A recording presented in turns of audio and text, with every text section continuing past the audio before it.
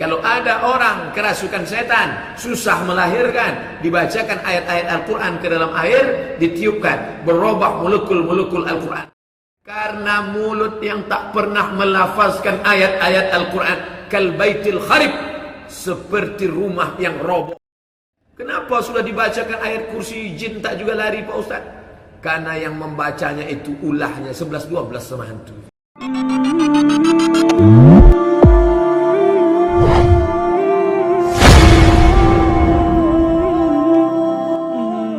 Bismillahirrahmanirrahim. Yasin wal Qur'anil Hakim. Innaka laminal mursalin ala siratim mustaqim.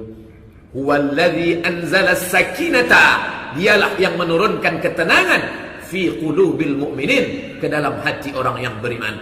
Dengarkan bacaan Al-Quran, buang, campakkan lagu-lagu rock, lagu metal, lagu dangdut, semua buang, jauhkan. Masukkan MP3 Al-Quran, dengar baik-baik. Makanya orang-orang yang terkena gangguan jin, gangguan setan, istishfa' bil Quran, mencari kesembuhan dengan Al-Quran. Bahkan dalam riwayat Abdullah ibnu Abbas sahabat Nabi, kalau ada orang kerasukan setan, susah melahirkan, dibacakan ayat-ayat Al-Quran ke dalam air, ditiupkan, berubah molekul-molekul Al-Quran. Sekarang barulah tahu orang. Dan yang meneliti itu bukan pula orang Islam, orang Jepang yang punya mikroskop terbesar.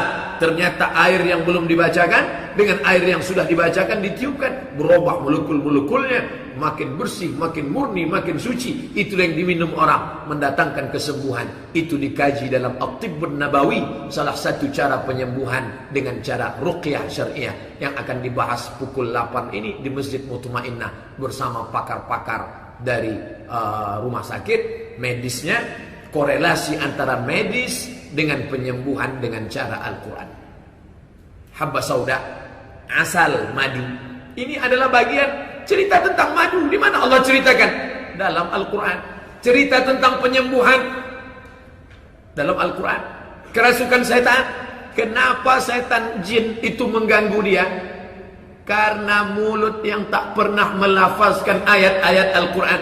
Kal baitil kharib, seperti rumah yang roboh, rumah hancur. Ada ular, ada kalajengking, ada binatang berbisa. Kenapa ular kalajengking suka masuk? Karena rumah itu tak pernah dibersihkan, semut banyak, kalajengking, ular, binatang berbisa. Begitulah badan yang tak membaca Al-Quran. Makanya disuruh membaca Al-Quran di rumah yang tidak dibacakan Al-Quran. La taj'alu buyutakum maqabir, jangan jadikan rumah kalian kuburan. Apa yang dimaksud dengan rumah kuburan? Rumah yang tak pernah dibacakan Al-Quran. Makanya pindah rumah baru, dibacakan surat Al-Baqarah 2 juz 4 lembar, mengusir hantu, jembalang tanah dan lain sebagainya. Membaca Quran bukan untuk mengusir hantu, tapi Quran kalau dibacakan bisa hantu-hantu itu lari. Kenapa sudah dibacakan ayat kursi jin tak juga lari Pak Ustaz? Karena yang membacanya itu ulahnya 11-12 sama hantu. Dibacakanlah ayat kursi ketika orang yang kerasukan setan. Allahu la ilaha illa huwal hayyul qayyum, la ta'khudhuhu sinatun wa la naum, lahu ma fis samawati wa ma fil ardh. Bukan jinnya keluar, malah ketawa dia. Heran semua, heran. Kenapa kau ketawa? Masa setan usir setan, gitu dia. Perbuatan kita itu tidak sesuai dengan ruh, spirit, semangat Al-Quran.